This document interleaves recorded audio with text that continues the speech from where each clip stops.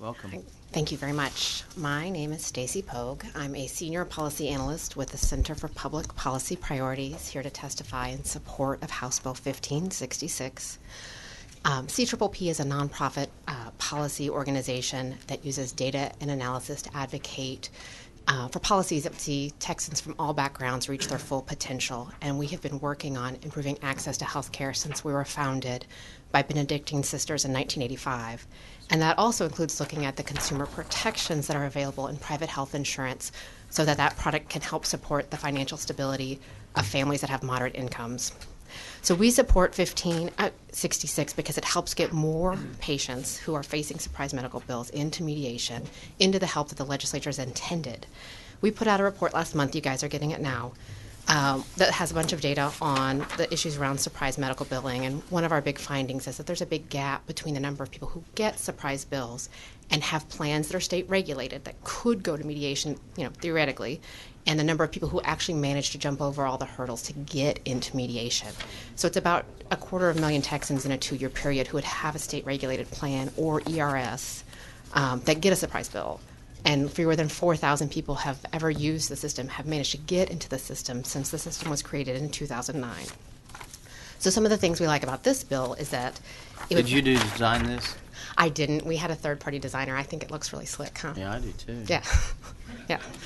I'm happy to share the designer's name should anybody want it. Yeah, it's a really good job. Yeah.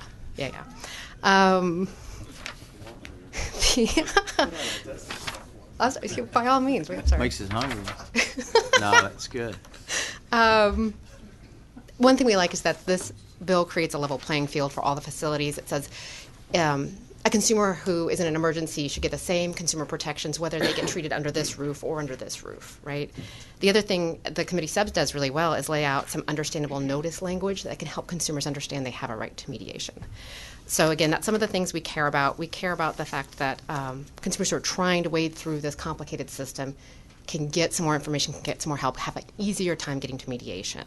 What about yes, beforehand, which I think that's what the prior witness was saying. Well, what if they got, this is what you're going to be charged from us, this is what you're going to get.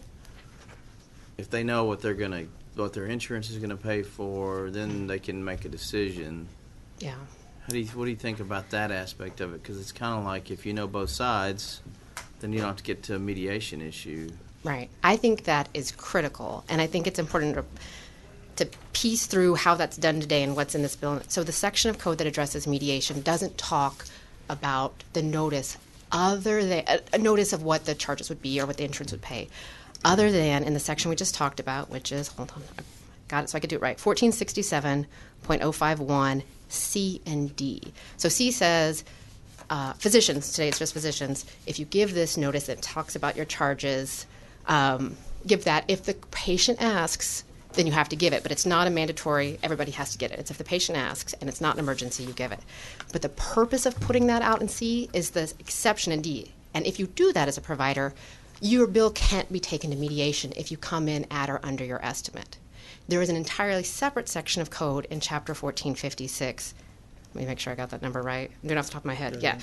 That we've talked about, that Representative Frulo talked about, and the Chairman talked about earlier, that has requirements on both health plans and I believe facilities as well, that says if a patient asks, you need to give all the information up front on both the charges, what a provider will charge, and what the insurance company will pay. So we already have requirements in state law, not in the section on mediation, which addresses everything after the fact, but in the section on transparency of charges. And those pieces are essential.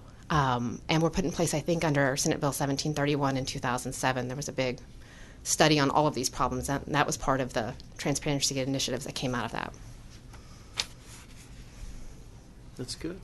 That's it. Yeah, thanks for the... I'm happy to share them. Any questions? All Thank right. you so much. Thanks, Stacey.